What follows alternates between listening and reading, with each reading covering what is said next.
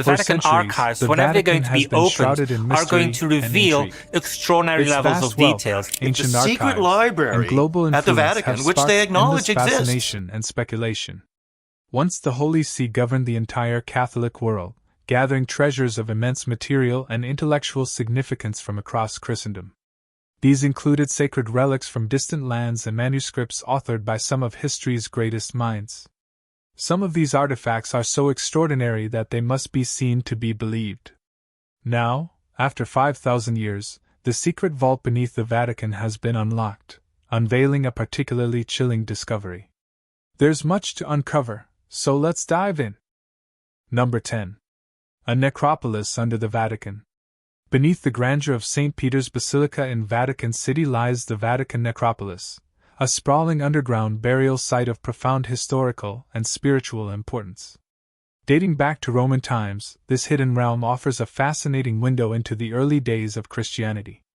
Its mid-20th century discovery unearthed a trove of ancient tombs and artifacts that illustrate the transition from Roman pagan traditions to the emergence of Christianity, a movement that would deeply shape Western civilization.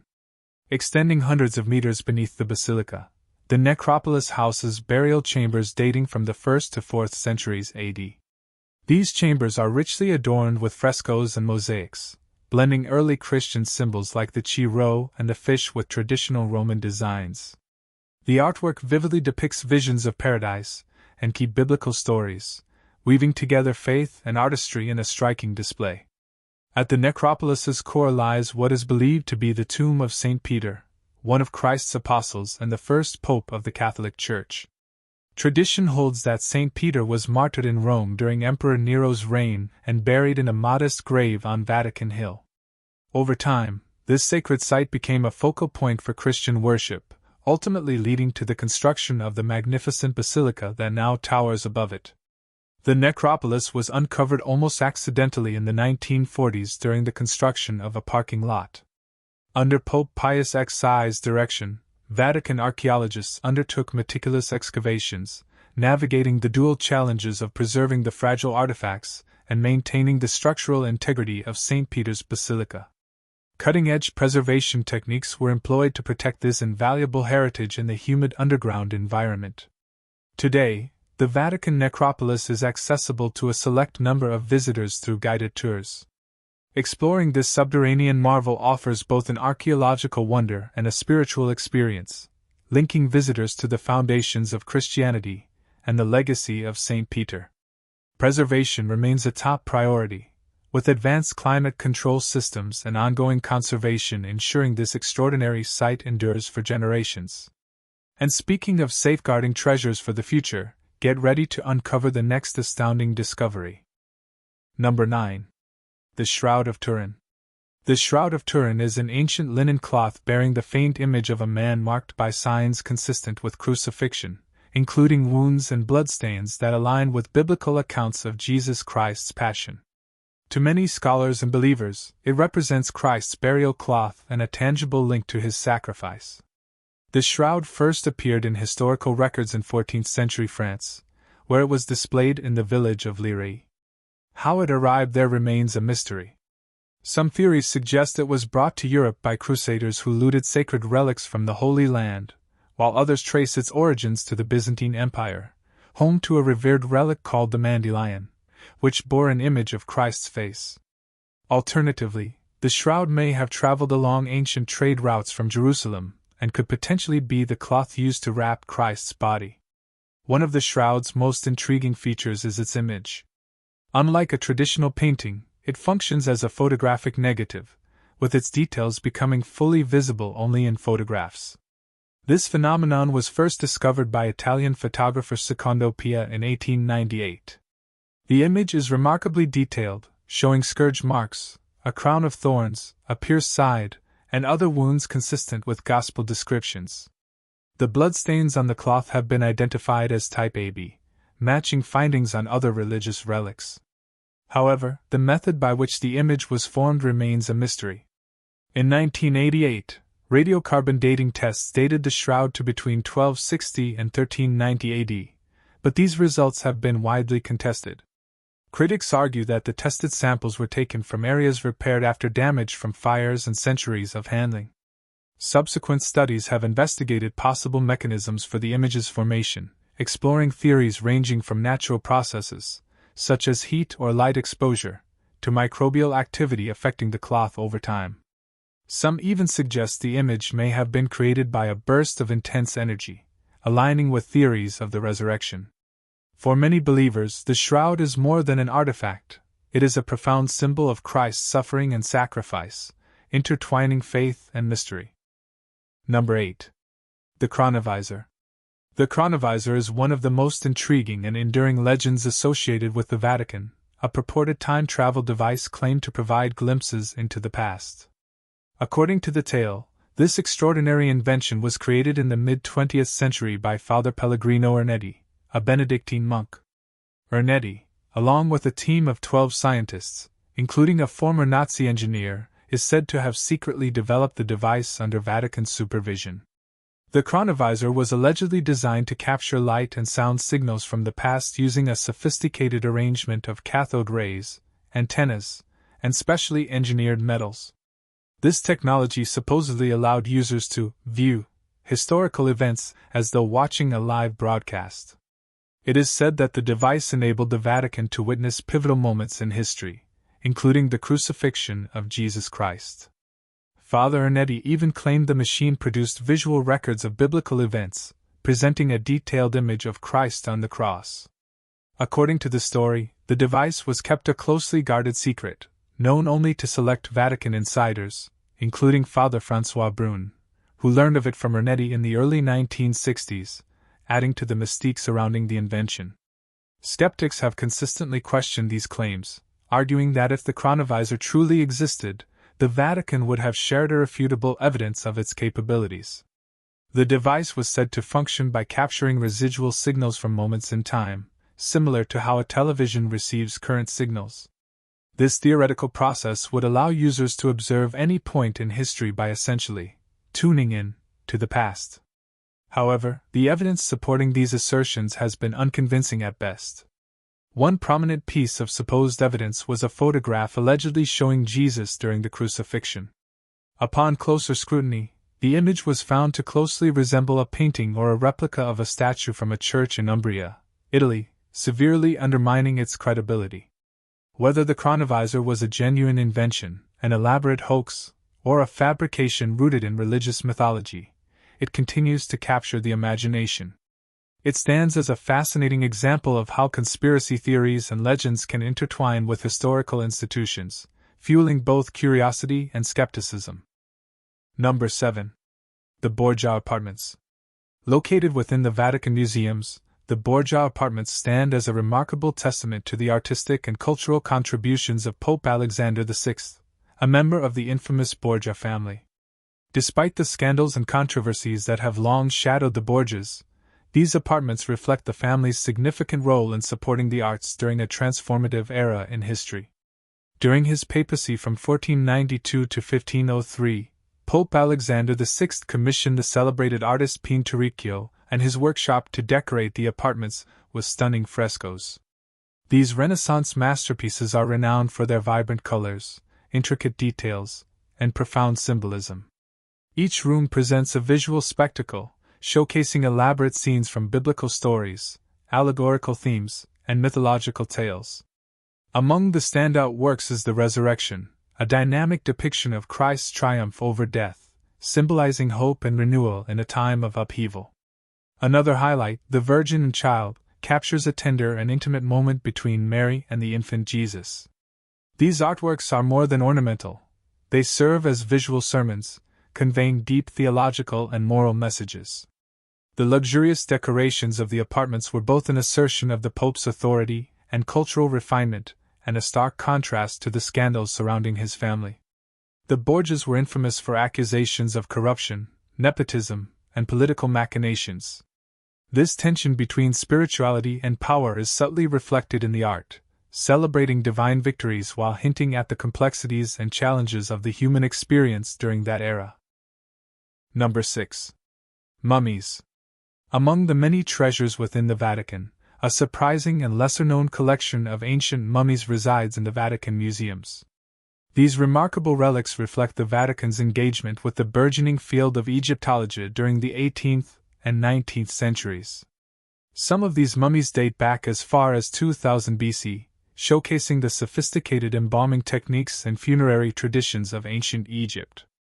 They provide invaluable insights into the cultural and spiritual perspectives on death and the afterlife held by one of the world's oldest civilizations. During the Egyptomania craze of the 18th and 19th centuries, European explorers and collectors brought numerous Egyptian artifacts to the continent. The Vatican, under Pope Gregory XVI, embraced this fascination by founding its Egyptian Museum in 1839. Today, the museum's collection includes several mummies, preserved using diverse methods.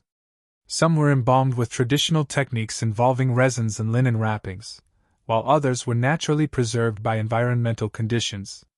Accompanying the mummies are intricately decorated sarcophagi, canopic jars used for storing organs, and a variety of funerary artifacts.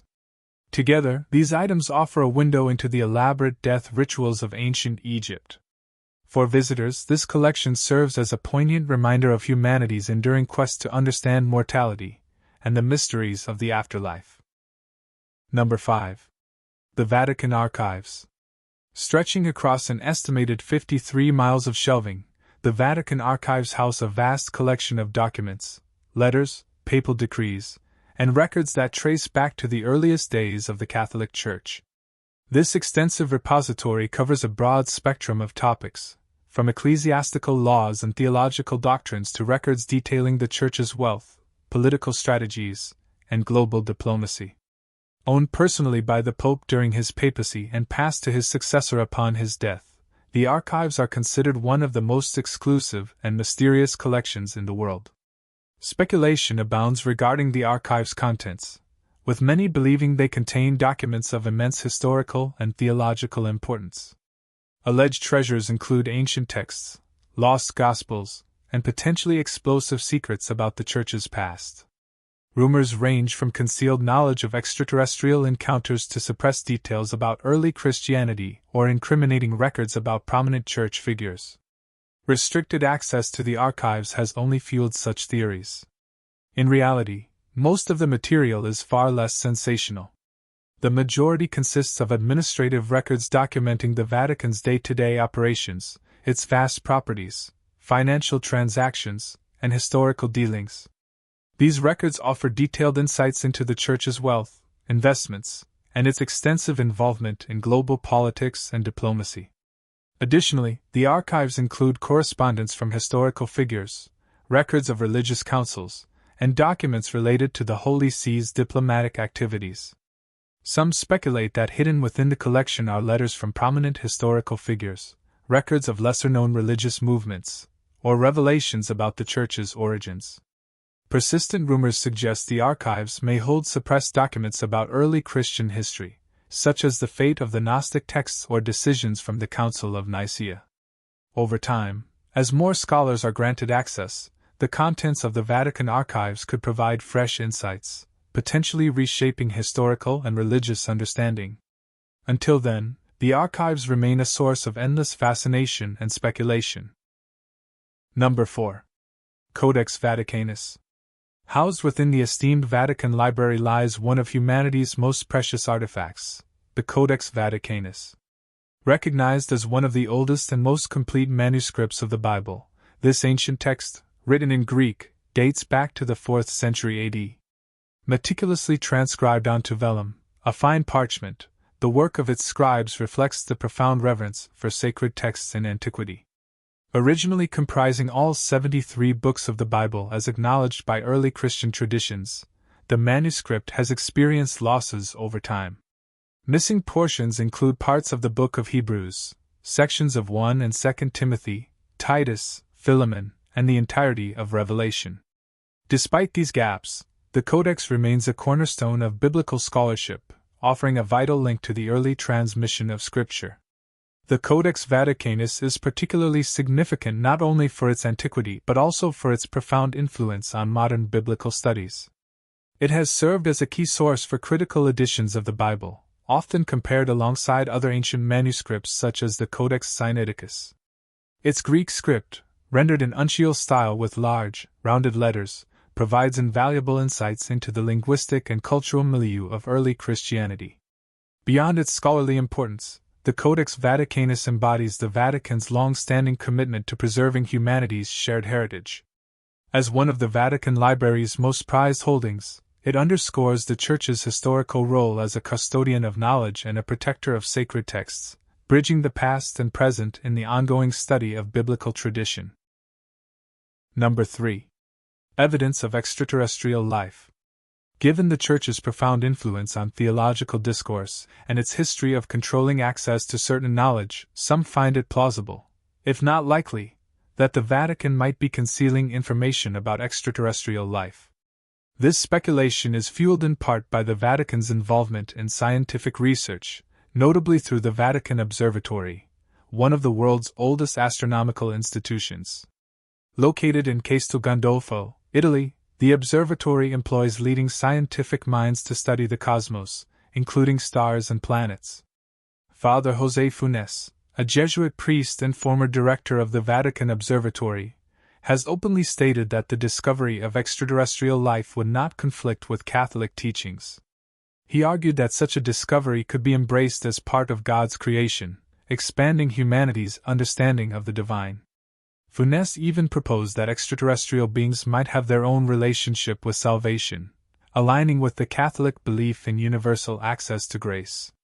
Despite these open-minded views, many remain convinced that the Vatican is concealing evidence of alien life. The Church's historical tendency to guard sensitive information has only deepened such suspicions. Nonetheless, Vatican scientists and astronomers continue their pursuit of answers about the universe, contributing to the search for life beyond Earth. Number 2. The Dead Sea Scrolls. The Dead Sea Scrolls, discovered in the Qumran caves, rank among the most significant archaeological discoveries of the 20th century. Unearthed in the rugged cliffs near the Dead Sea in the West Bank, these ancient manuscripts date from the 3rd century BC to the 1st century AD. The first discovery occurred in 1947 when a Bedouin shepherd stumbled upon scrolls stored in clay jars within a cave. This accidental find sparked a series of excavations that, over the next decade, uncovered additional manuscripts in 11 nearby caves. In total, the collection comprises over 900 texts written in Hebrew, Aramaic, and Greek. Scholars attribute the creation or compilation of the scrolls to the Essenes, a Jewish sect known for their devout and ascetic lifestyle. The Essenes lived in isolation at Qumran, adhering to strict purity laws and communal practices. The content of the Dead Sea Scrolls is diverse. Approximately 40% consists of portions of the Hebrew Bible, representing the oldest known manuscripts of these texts, including nearly complete versions of books like Isaiah and fragments of almost every other book in the Hebrew canon. Another 30% consists of sectarian texts unique to the Essenes, such as commentaries, liturgical writings, and community rules. The remaining manuscripts include apocryphal works, previously unknown religious writings, and texts focused on prophecy and eschatology. The discovery and analysis of the Dead Sea Scrolls have provided profound insights into the textual variations of the Hebrew Bible, revealing that multiple versions of these sacred texts existed before their standardization. Number 1. A terrifying discovery. Often associated with dark magic and sorcery, the Black Magic Grimoire is believed to contain powerful spells, incantations, and rituals that can manipulate reality to the practitioner's will. However, its origins remain highly debated.